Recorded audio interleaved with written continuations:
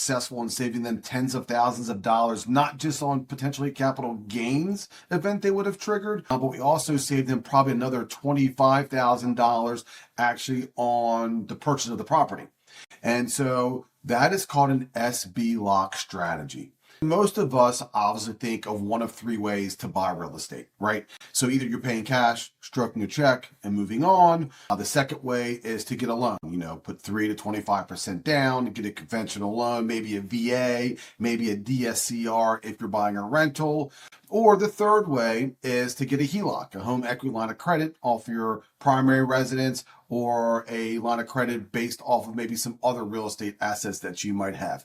Today, I'm going to introduce you to a fourth way. I just used it with another client. We were successful in saving them tens of thousands of dollars, not just on potentially capital gains event they would have triggered, but we also saved them probably another $25,000 actually on the purchase of the property. And so that is called an SBLOC strategy, Securities-Backed Line of Credit. Now, just like a HELOC, home equity line of credit, which uses real estate as the collateral for that line of credit, the SBLOC actually uses your securities as the collateral for the line of credit. So that could be stocks, bonds, whatever you have in that portfolio that you're holding, okay? Now, anybody can use this. There are rules and regulations. My disclaimer is I'm not a CPA. I'm not a financial advisor. I would highly recommend that you reach out to them. Today, my job is to share with you how I just helped a client go through it and to hopefully add this to your tool belt if you're in this situation to help you save yourself tens of thousands of dollars. Now, how's it going to save you money, you're asking? Well, in general, when people make cash offers, the cash has to come someplace, from somewhere. And a lot of times that's from stocks that they have sitting around and they liquidate them. Well, when you liquidate a stock and you've made a profit, that could possibly trigger a capital gains event for you. Now, if you do the SBLOC, you're not liquidating anything. You're actually taking a line of credit off of the monies that you have now over time built up in that portfolio. And so, for example, for the direct example of my clients were very prudent in their fiscal responsibility. They had done a marvelous job in creating wealth for themselves. And so I really wanted them to take advantage of that, but not be penalized for it as well.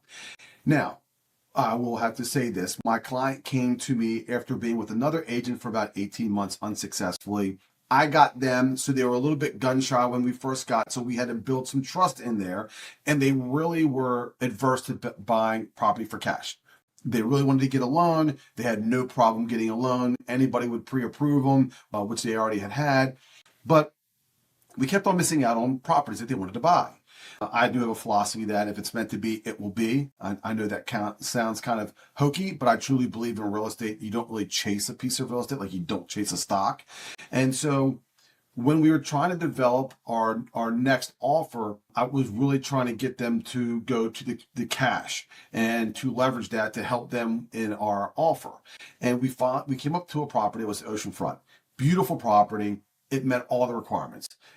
10 out of 10, but let's just say it was a 9 out of 10.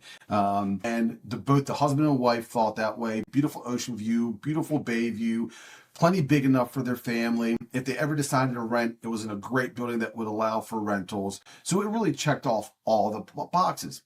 Problem was, it was new to market, about 7 days, priced perfectly well.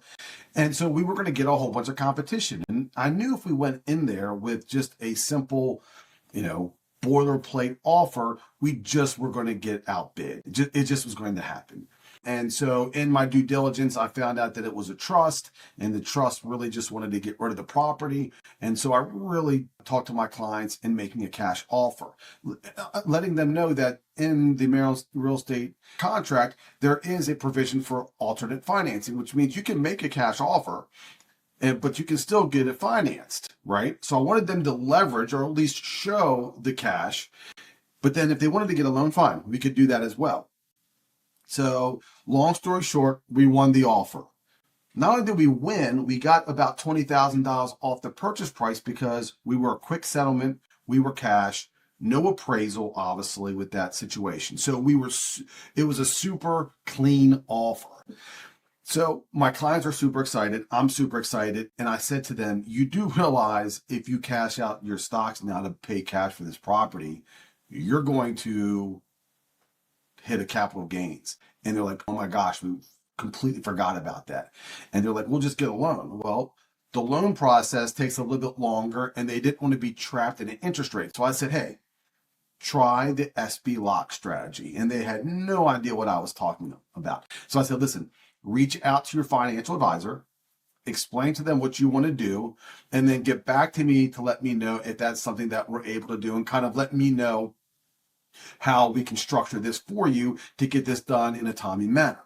So they reached out to the financial advisor. The financial advisor said, wow, this is perfect. You guys have tons of equity and monies in your securities, and we're able to loan X amount of money based off of this. Now, this is super important. It's not dollar for dollar, right? So let's just, for example, use $100,000. If you have $100,000, they're not going to give you a $100,000 line of credit. It might be $50,000. It might be $60,000. It might be $70,000. There's different rules for different types of securities. So again, I'm not the financial advisor. I recommend you reach out to them. So settlement's coming up. My clients are about to put this line of credit in place.